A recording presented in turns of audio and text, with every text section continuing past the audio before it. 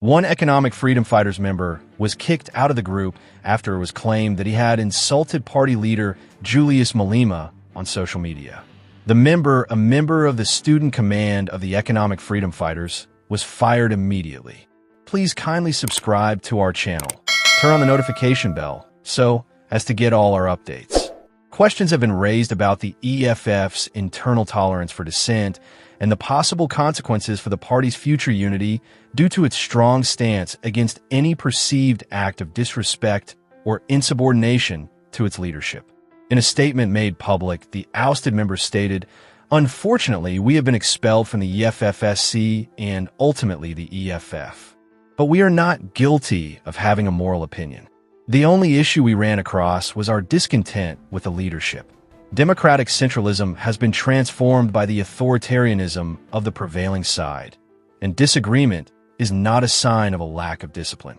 His comments hint to more serious structural issues inside the party, including the need to balance discipline and free expression. Its strong leadership and united front make the EFF a shining example of democratic centralism. Some argue that the EFF isn't a welcoming atmosphere for people with different viewpoints because of this strategy, which encourages unity by getting members to agree on the party's key beliefs. The party's difficult balancing act between fostering unity and stifling dissent is highlighted in this episode. Divergent opinions on social media have been voiced by a number of EFF members. The decision's proponents argue that for the party to be strong, collaboration and deference to the leadership are essential. According to others, the expulsion sends a message that opposing opinions are unacceptable, which can discourage younger members from speaking out. This event may have an impact on the EFF's ability to settle internal disputes and maintain party loyalty without offending its younger, more engaged membership as the party gets ready for the December National People's Assembly. Despite the EFF's quiet on details, many have questioned whether the party structure can support strong leadership and fundamental disputes in the future.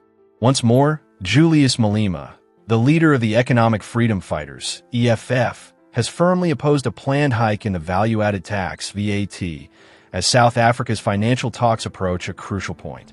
Malema has advocated for the implementation of a wealth tax aimed at the wealthy, claiming that the current proposal will disproportionately impact the nation's impoverished.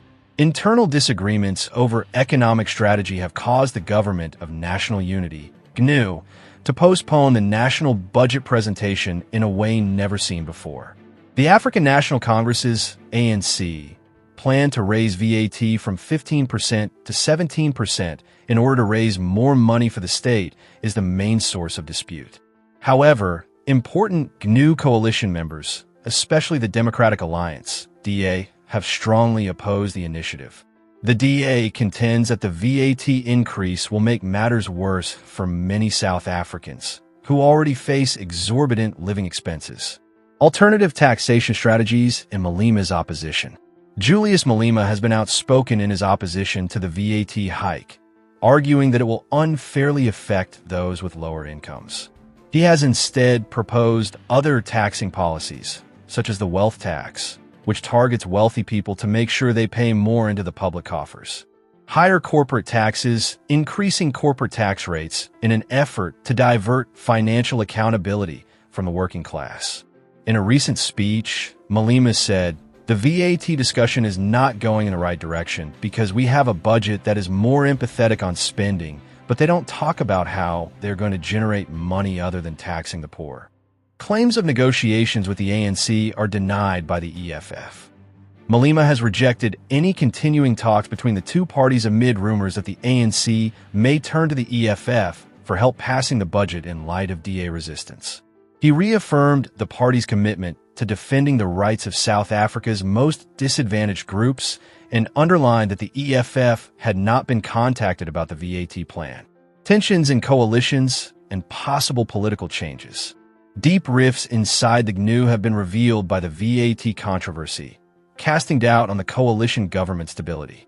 According to political observers, the EFF may have a significant influence on the nation's budgetary policy if the ANC and DA are unable to reach an agreement. The ANC has been charged by the DA for continuing with the VAT rise in spite of opposition from coalition partners. The party called the action tone-deaf and cautioned that it would cause the economy to become even more unstable. Public issues and economic consequences. Many South Africans are very concerned about the impending VAT rise.